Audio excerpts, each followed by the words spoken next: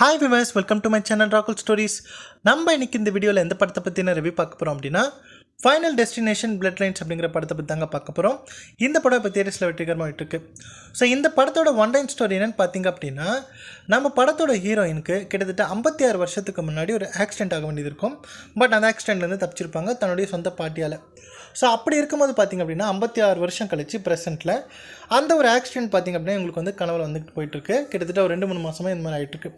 So அதனால் நம்ம heroine யோசிக்கிறாங்க, ஏன் இந்த கனவு வந்துக்கிட்டே இருக்குது.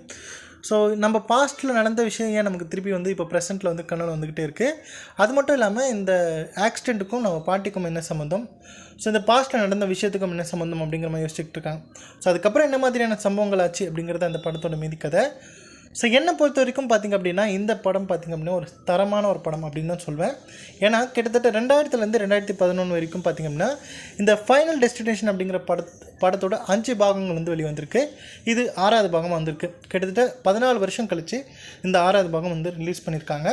ஸோ அந்த 5 பாகத்துக்கும் என்ன மாதிரியான இம்பேக்ட் இருந்துச்சோ அந்த இம்பேக்ட் இந்த படத்துலையும் இருக்குது அப்படின்னே சொல்லலாம். ஸோ எந்த ஒரு குறையும் நம்ம சொல்ல வேண்டியதே இல்லை. ஏன்னா அந்தளவுக்கு சூப்பராக பண்ணியிருக்காங்க இந்த படத்தில். மியூசிக்காக இருக்கட்டும், பேக்ரவுண்ட் எல்லாமே சரி, டெக்னிக்கலாக இருக்கட்டும், விஷுவல் எஃபெக்ட்ஸு, கிராஃபிக்ஸு எல்லாமே சூப்பராக பண்ணியிருக்காங்க. ரத்தம் தெறிக்க தெறிக்க அந்த படம் வந்து இருக்குது. குறிப்பாக ஃபைனல் டெஸ்டினேஷனுக்கு அப்படின்னு சொல்லிட்டு ஒரு ஃபேன் குரூப் இருப்பாங்க. ஸோ அந்த ஃபேன்ஸ்க்கு ஒரு மிகப்பெரிய ட்ரீட்டாக இருக்கும் இந்த படம். அந்த மாதிரி ஃபேன்ஸ் பார்த்திங்க அப்படின்னா இந்த மாதிரி செத்து விளையாடுறது அப்படிங்கிற ஒரு விஷயத்த வந்து பெரிய ஸ்க்ரீனில் பார்க்க என்ஜாய் பண்ணுவாங்க. ஸோ அவங்களுக்கெல்லாம் ஒரு மிகப்பெரிய ட்ரீட்டாக இருக்கும். ஜென்ரல் ஆடியன்ஸ் ஒரு நார்மலான ஒரு விஷயமாக பார்த்து நீங்கள் என்ஜாய் பண்ணுவீங்க அப்படிங்கிற எந்த டவுட்டுமே கிடையாது. ஸோ எனக்கு என்ன தோணுச்சு அப்படின்னா, பர்சனலாக இந்த படத்தை பொறுத்த வரைக்கும் ஃபர்ஸ்ட் ஆஃப் முழுக்க ரொம்ப விறுவிறுப்பாக கொண்டு போயிருக்காங்க. செகண்ட் ஆஃபில் எனக்கு என்னமோ தோணுச்சு, இது ரொம்ப இழுத்துட்டு போயிட்டாங்களோ அப்படிங்கிற மாதிரி தோணுச்சு. இதுலேயும் பார்த்திங்க அப்படின்னா இந்த படத்தோட டியூரேஷன் பார்த்திங்கன்னா 1 hour 50 minutes தான் ஆகுது. பட் இருந்தாலுமே இந்த படம் ஒரு 2-2.5 மணிக்கு வரைக்கும் போதோ, 2.5 மணி நேரம் போதும் அப்படிங்கிற மாதிரி நமக்கு தோண ஆரம்பிச்சிடும்.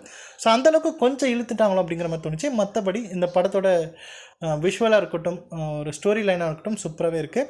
ஸோ கண்டிப்பாக இந்த படத்தை ஒரு வாட்டி தேட்டரில் போய் பாருங்கள். உங்களுக்கு ஒரு புது எக்ஸ்பீரியன்ஸாக இருக்கும். குறிப்பிட்டு சொல்லணும் அப்படின்னா ஃபைனல் டெஸ்டினேஷனோட ஃபேன்ஸ்க்கு ஒரு மிகப்பெரிய ட்ரீட்டாக இருக்கும். ஸோ இந்த வீடியோ பிடிச்சிருந்தால் லைக் பண்ணுங்கள், ஷேர் பண்ணுங்கள். மறக்காமல் என்னுடைய ராகுல் ஸ்டோரிஸ் அப்படிங்கிற என்னோடய யூடியூப் சேனலை சப்ஸ்கிரைப் பண்ணிடுங்க. தேங்க்யூ.